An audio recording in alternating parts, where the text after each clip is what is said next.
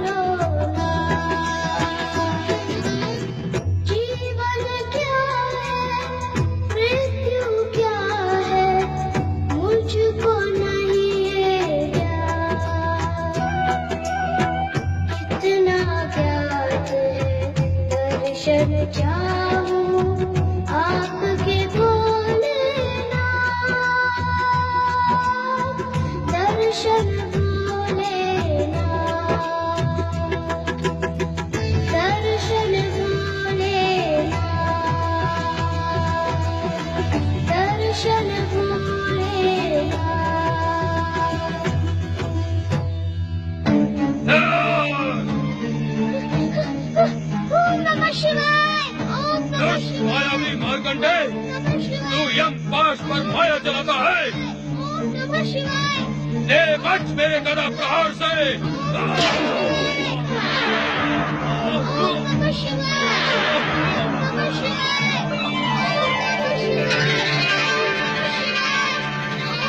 यमराज! प्रभु भोलेनाथ! निष्ठापूर्वक शिव आराधना करने वाले बालक मार्कंडे पर प्रहार करने का तुम्हारा साहस कैसे हुआ? इस बालक ने शिवलिंग को हृदय से लगाकर हमारी शरण ली थी। शरणागत की रक्षा करना हमारा कर्तव्य है। क्या तुम इस सत्य को नहीं जानते कि तुम मात्र काल हो, किंतु हम महाकाल हैं?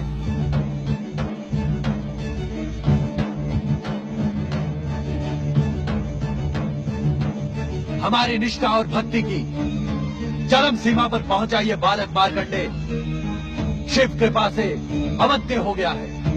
हे शिव शंकर, हे महाकाल, हे भोलेनाथ, मैं तो मृत्यु के अटल नियम का पालन कर रहा था। विधाता के विधानानुसार इस बालक की आयु समाप्त हुई। यदि मैं नियंता द्वारा निर्धारित समय पर आकर प्राण न हरता तो आप हमें कर्म विमुख होने का दंड ना देते। अवश्य दे दे, किंतु शिवलिंग से निकली ज्वालाओं से आहत यमदूत तथा स्वयं तुम्हारे यमपाश के टूटने पर तुम्हें बालक मार्कंडे की परम भक्ति से उत्पन्न परम शक्ति का ज्ञान क्यों नहीं हुआ? तुम तो कर्मों के आधार पर जन्म और मृत्यु को संचालित करने वाले परम ज्ञानी हो। क्या इस सत्य को नहीं जानते कि इस सृष्टि की रचना हमारी लीला मात्र है? नित्य शिव भक्ति करने वाले का सार्वभौम कल्याण इस सृष्टि और हमारा अटल नियम है। जानता हूँ परमेश्वर, जानता हूँ। तब तो तुम ये भी जानते होगे कि जो जीवात्मा अपना जीवन मुझ में समर्पित कर देता है वो मेरे आनंद को बढ़ाने वाला एवं मुझे प्रिय होता है। क्या ये सब नीति ज्ञान हमें पुनः दोहराना होगा यमराज? नहीं भोलेनाथ, नहीं।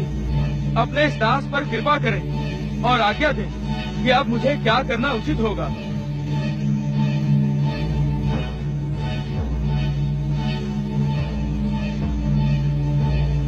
यमराज, मार्कंडे के माता पिता के पुण्य प्रभाव एवं जन्म से ही शिव निष्ठा के कारण अब यह बालक अल्पायु रहा ही नहीं। इसकी अल्पायु का अभिशाप समाप्त हो गया। किंतु विधाता के विधान के अनुसार इसकी अल्पायु स्पष्ट है भोलेनाथ। किंतु उसी विधान में ये भी स्पष्ट लिखा है कि अल्पायु पूर्ण होने पर आप इसके प्राण हरने आएंगे। उसी समय हम दोनों उपस्थित होकर न केवल इसके अभिशाप को समाप्त कर इसे दीर्घायु प्रदान करेंगे, अपितु इसे अमरता का वरदान भी देंगे। किंतु चित्रगुप्त के आलेख में आपके मृत्यु लेखाकार चित्रगुप्त ने मार्कंडे के अल्पायु होने का विवरण तो अपने पृष्ठों में लिख दिया, किंतु हम दोनों के आगमन की बात लिखना वो भूल गया। ये भूल अक्षम्य अपराध है यमदेव। अब मेरे लिए क्या आज्ञा है स्वामी? अब आप यमलोक लौट जाएं तथा वहां की व्यवस्था नियंत्रित करें। आपके आलेखों में त्रुटि सृष्टि के अनर्थ का कारण बन सकती है। हमें विश्वास है कि भविष्य में कभी आप कर्म विमुख नहीं होंगे। इस उद्दंडता के लिए मुझे क्षमा करें भोलेनाथ। भविष्य में ऐसा कभी नहीं होगा। प्रणाम भोलेनाथ, प्रणाम माता पार्वती, प्रणाम परम शिव भक्त मार्कंडे।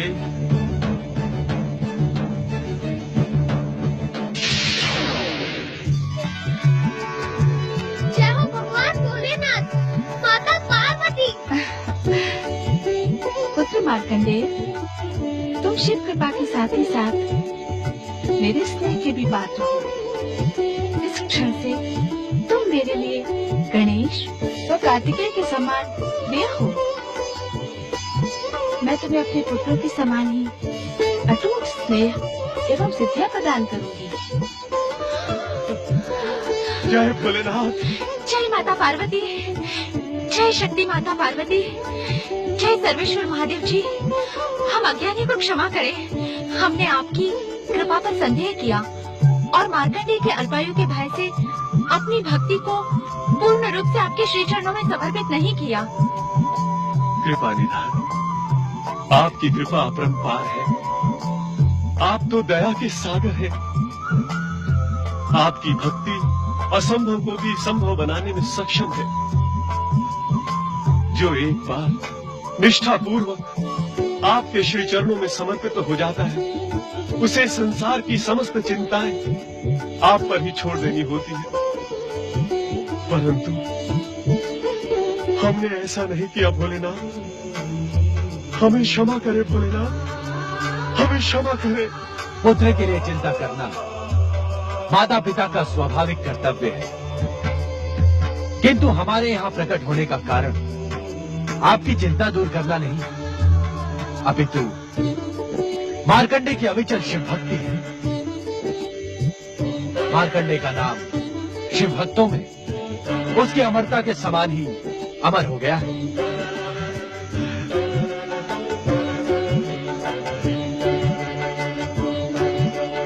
पुत्र मार्कंडेय, तुम मेरी विशेष कृपा के अधिकारी बन गए हो। माता, आपके चरणों में एक विनम्र निवेदन प्रस्तुत करने का इच्छुक हूँ माता। अवश्य पुत्र।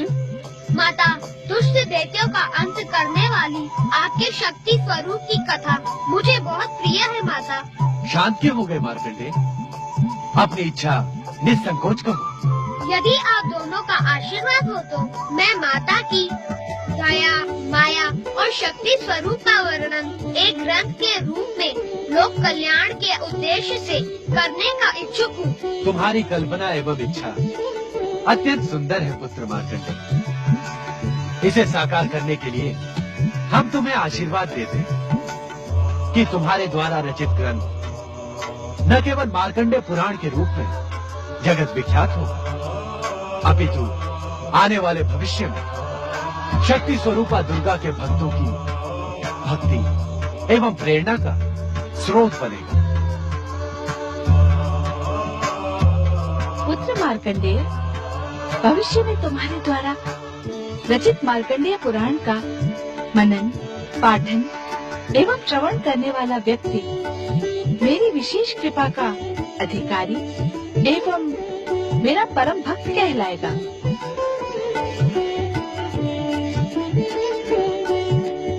इतना ही नहीं पुत्र, मार्कंडे पुराण का प्रत्येक श्लोक पापी से पापी व्यक्ति को पाप मुक्त कराने वाला, शिव कृपा एवं कैलाश लोक प्राप्त कराने में सक्षम होगा। हाँ भोलेनाथ, माता पार्वती, आप दोनों के आशीर्वाद को आदेश समझकर मैं इसका पालन करूँगा। तुम अपने प्रत्येक अनुष्ठान में सफल हो पुत्र। भगवान